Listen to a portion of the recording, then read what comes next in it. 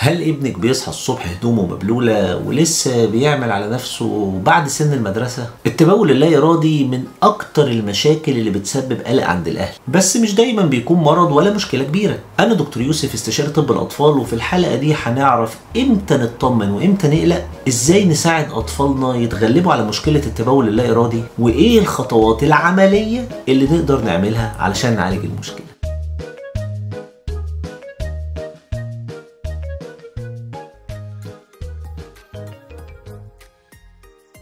مبدئيا يعني ايه تبول لا ارادي؟ التبول اللا ارادي او الانيوريسيس هو فقدان الطفل للسيطره على البول اثناء النوم بعد سن المفروض يكون فيه قادر على التحكم، اللي هو غالبا بعد سن 5 سنوات.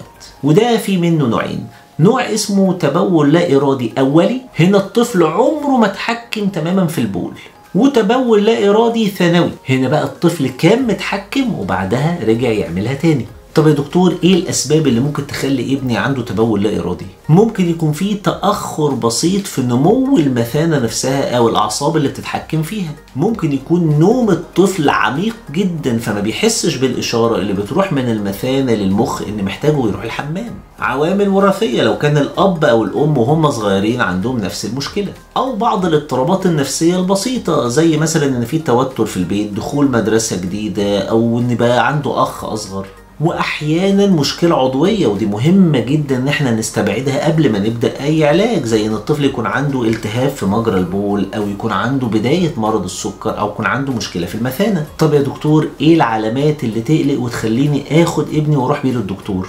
لو ابنك بدأ يعمل على نفسه وهو نايم فجأة بعد شهور أو سنين من التحكم في البول، لو أثناء اليوم بيشتكي من ألم أو حرقان وهو بيعمل بيبي، لو ابنك بيعطش كتير جدا أثناء النهار أو بيقوم يشرب بالليل كتير، أو لو بيخس، لو عنده تبول لا إرادي بالنهار كمان مش بس وهو نايم، لو عمره بقى فوق 7 سنين وما تحكمش في البول خالص لسه، أو لو ظهر عنده تورم في البطن أو في الظهر من تحت. طيب احنا كأطباء أطفال لما الطفل ده بيجي لنا ازاي بنتعامل مع مشكلته وبنشخصها؟ هنقعد معاكي وناخد منك تاريخ طبي كامل بما فيهم العوامل النفسية، هنعمل لابنك تحليل بول عشان نتأكد ان مفيش عدوى في مجرى البول ولا سكر، في بعض الحالات ممكن نطلب أشعة موجات صوتية اللي هي السونار على الكلى وعلى المثانة، ونعمل تقييم للحالة النفسية للطفل لو شكينا طبعا ان في سبب نفسي. طيب ايه طرق التعامل مع الموضوع ده في البيت؟ ودي طرق على فكرة مبنية على أبحاث طبية، يعني كلام مدروس وموثوق علميا. اولا ودي مهمة جدا، تنظيم الشرب، نقلل السوائل قبل النوم بساعتين، خصوصا العصاير والمشروبات الغازية لانها مضرة للبول. نعمل تدريب للمثانة بالنهار،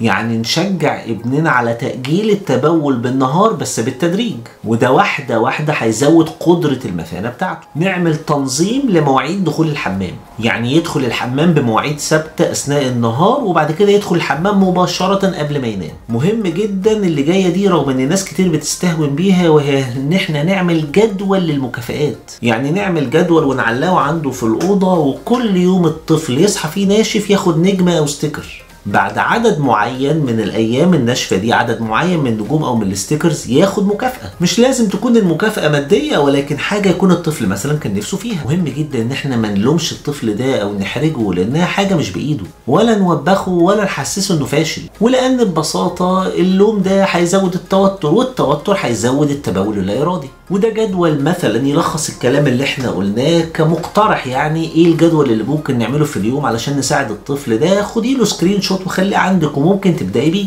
طب يا دكتور امتى احتاج تدخل طبي متخصص لو ابني ما كانش عنده العلامات الخطيره اللي انت قلت عليها دي، وكان عنده علامات بسيطه وماشيين على الحاجات اللي انت قلت عليها دي؟ امتى بقى اقول لا كده مش نافع ولازم اروح للدكتور؟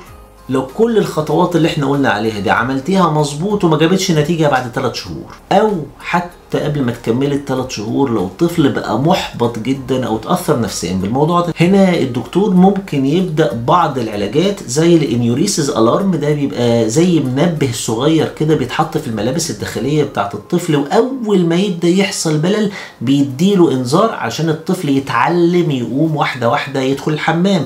أو في بعض الحالات بنستخدم بعض الأدوية تحت إشراف طبي زي الديزموبريسين لفترات قليلة. التبول اللا إرادي مشكلة شائعة ومحرجة للأطفال جدا على فكرة، بس بحب وصبر ونظام نقدر نعديها. ولو حبيتوا الحلقة دي شاركوها مع كل أب وكل أم، لأن كتير من الأهالي مروا بالمشكلة دي وكانوا محرجين إن هم يسألوا. وما تنسوش تشتركوا في القناة عشان توصلكم الحلقات اللي جاية لحاجات مهمة عن صحة أولادنا. أنا دكتور يوسف ودي قناة دكتور كيدز، أشوفكم على خير.